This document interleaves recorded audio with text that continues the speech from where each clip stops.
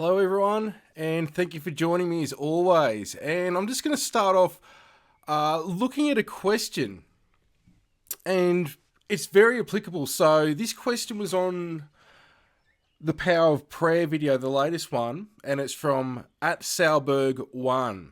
Thank you, Peter. Please, can you speak about frequency and how it determines our experiences?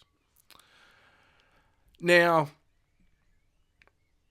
I could probably purely do a video on this by itself, but I wanted to go into a few fractal aspects of this.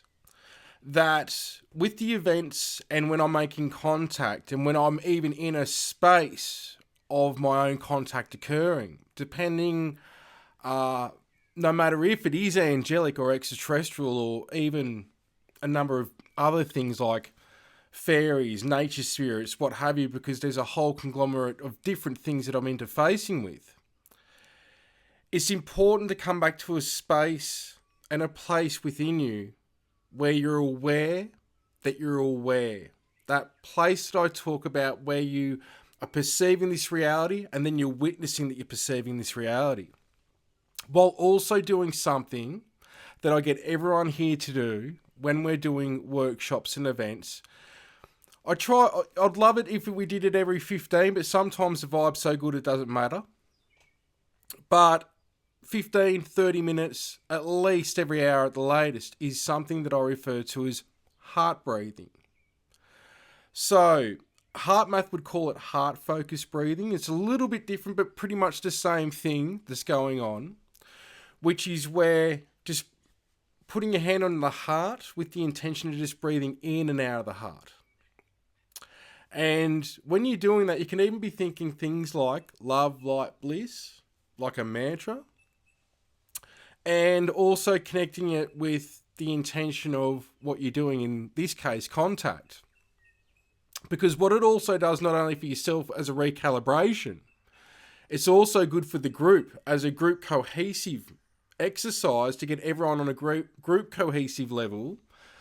Because when you've got that going on, you start to also build a group telepathic situation where it's now a lot more congruent with those that are enlightened because they're very sensitive. And it can also make the communication a lot clearer that if everyone's on the same page, even yourself in heart-brain coherence, that takes contact to a whole new level. So a lot of the workshops, practices, exercises, even with remote viewing, I'm doing that technique and teaching that technique in a number of different ways before going into practices, and especially with remote viewing, doing that and going into a clearing situation. And it's not because of the targets that I'm giving people, it's because if they go and do this by themselves and they're given some crazy targets, one thing that I'm not aware of people doing is going into a space of clear and coherence. We could say mind, body, spirit type scenario and situation, as well as a type of prayer to make sure that you're not delving into anything negative. And if you are, that you've got we could say, the template regularly through practice that you do clear. So if you come up against something that's not so good, you've got the big guns with you, so to speak, meaning your higher self, God source creator, the angelic intelligences, saints, sages and masters from on and off world. It could be Yeshua, Buddha, very much working with these energies on a regular basis, make that connection stronger. And also you carry those energies with you when you're delving into these things. And that's why you've got to be very precise in what you're getting into through intention. If you do know what you're getting into, where with remote viewing, unless you're doing a front-loaded target, you're not going to know certain things. Now, it is very important that the frequency that you're in when initiating contact, because the analogy that I've used in the past is, and we hear the old hippies talk about it, where if you're in a crap mood, you don't want to have a trip because it's not going to be most likely a good trip. The same scenario that when you're making contact, you want to make sure that you're in the best frequency that you can be. And this can be achieved through a number of different things, like thinking of good memories with heart breathing, gratitude. It could even be really connecting with the heart on what you would like to achieve out of this for the betterment of yourself and humanity. There's a number of different ways that you can go into this, but it could be music as well as exercise, yoga, whatever it is that gets you blissed out. Because when you're in that state now that's what you're going to attract. But if you aren't doing clearings and prayers with the intention, this is where you can get a trickster energy come through. And as I say with trickster energies, if you react positively, you can get a positive experience. If you react negatively, you'll get a negative experience. But it'll be nonsensical in terms of when the interfacing is going on and even the experience when the interfacing is occurring, when these things do appear. And so we are in a scenario of coming back to why do you want to make contact? And when the contact occurs, what do you want to do? Now, even over the years, it's been training for me that when I'm having a sighting in groups and I'm teaching groups and going through experiences in a group setting, to catch myself and even verbalise the interfacing that's going on. And sometimes there isn't much going on in terms of even interfacing, but if you keep coming back to a place where you're breathing in and out of the heart, what's occurring is a situation where you are now centered and these intelligences are in a space of their own frequency that's very much resonant. What I mean by this is they may be non-corporeal, meaning non-physical, and not have a physical heart, so to speak, but they do have their own energetic bodies. And they are resonant, for example, with our heart chakra. They may be, again, a light being, but they've got their own, we could say, version of that. And I don't want to get into the layers of the light body, the chakras and the dantians and everything here. I go into it in another material, but I don't want to just get it too complicated. But coming back to the heart of intention, of being inquisitive, being innocent and childlike in your nature of the communication and why you're wanting to communicate and what you're going to communicate, these things need to be thought about, because the thing that it comes back to, as I've said so many times, you initiate contact, you do a clearing, you set the intention, you meditate, you might remote view, you might even astral travel out, go through the local environment, connect with an intelligence. If they're open to contact, and again, as I always say, safe to make contact, if it is for them, they come back. Now what? Or you've got the orb there, 3 foot in front of you. Now what? This isn't what's really educated in this community about what to do next. Well, what do you do when you meet somebody? It's coming down to the very simplistic, applicable things like what do they look like? What are their name or names? Where are they from? How are they connected to you? What do they specialise in? And is there any specific messages? Now, that is what I'd say is the introductory type thing before taking it to the next level, if looking at it from an ambassador type situation. But when you're looking at it from this situation, it's bringing things from a linear perspective to multidimensional mind and how that's communicated. Because going back to the Connecting to Your Guides technique, which is on YouTube and it's free, that is a very simplistic way of practicing the multidimensional communication of project or have the thought, what thoughts, feelings, visions come back. Project the thought or have the thought, what thoughts, feelings, visions come back. And in that technique, I teach to get the answers within about 10 seconds.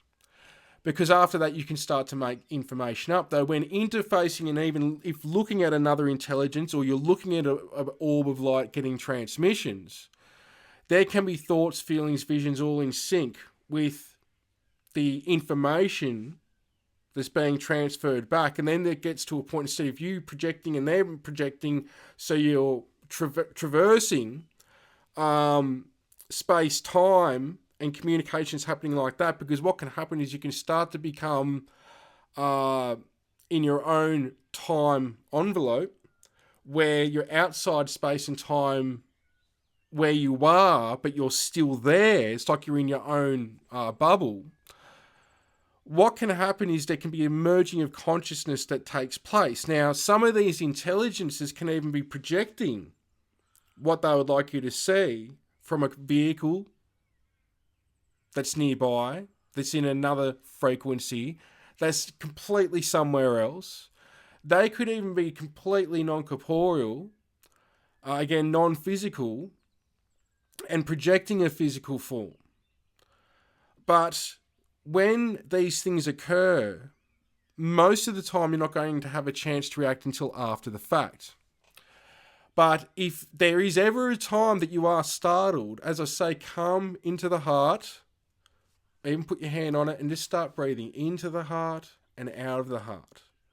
And go into a space of observation that, yeah, you might be triggered, startled, what have you.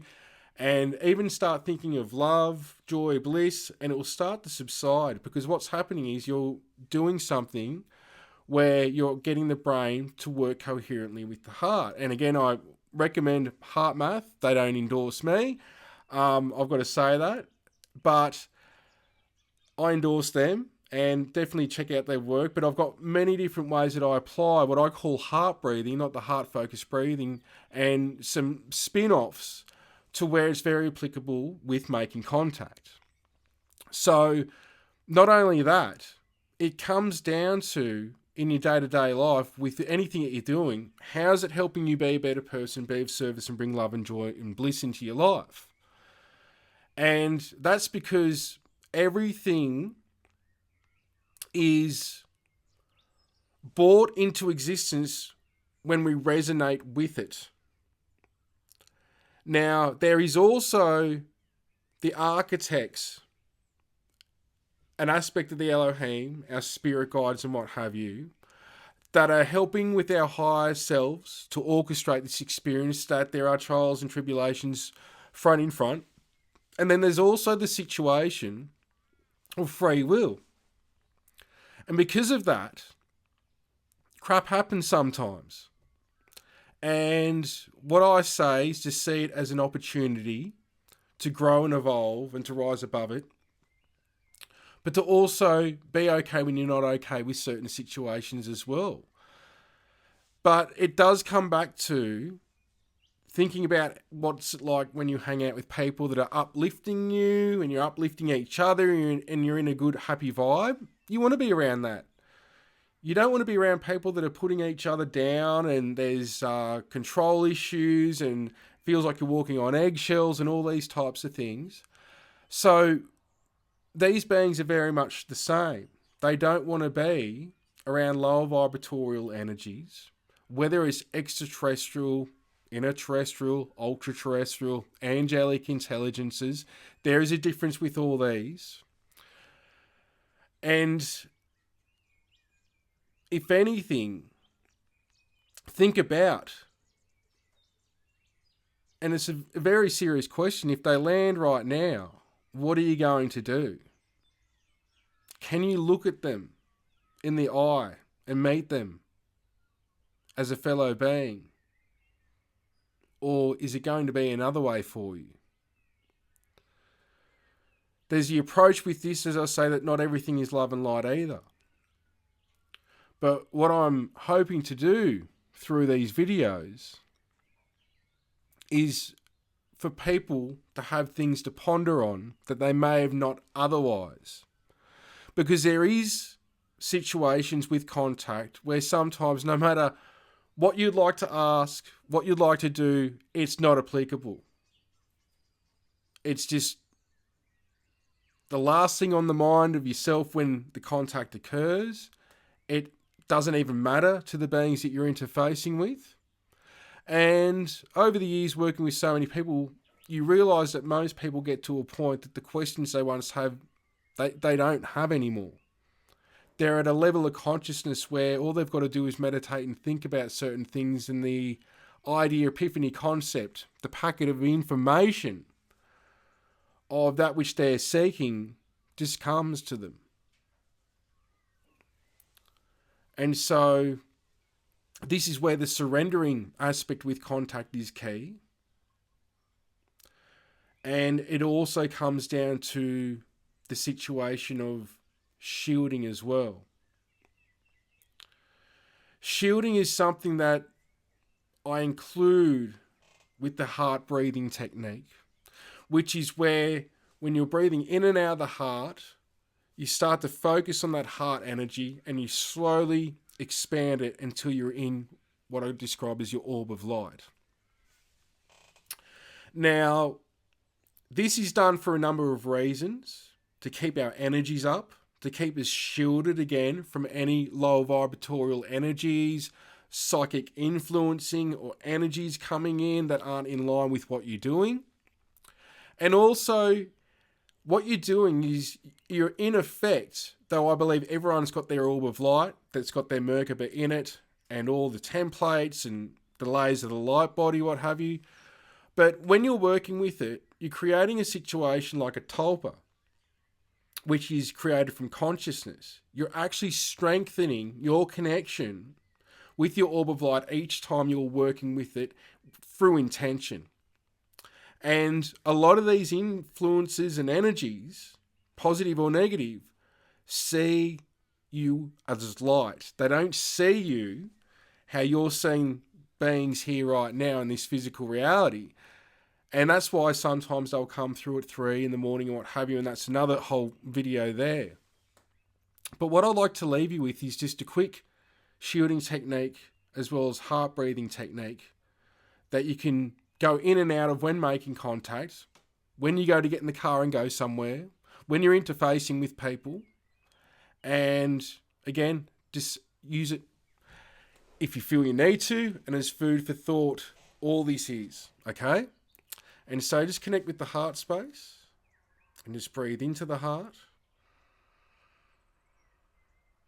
and breathe out. Breathe into the heart space.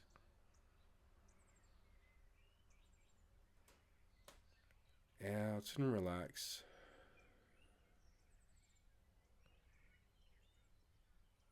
Just keep going in and out with the breath, focusing on the heart.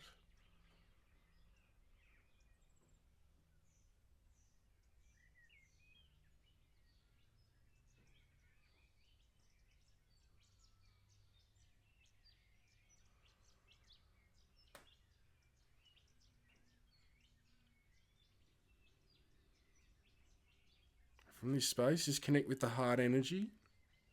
Through imagination, which is creation, just slowly expand your heart space energy until you're sitting or standing in an orb of light, a ball of light.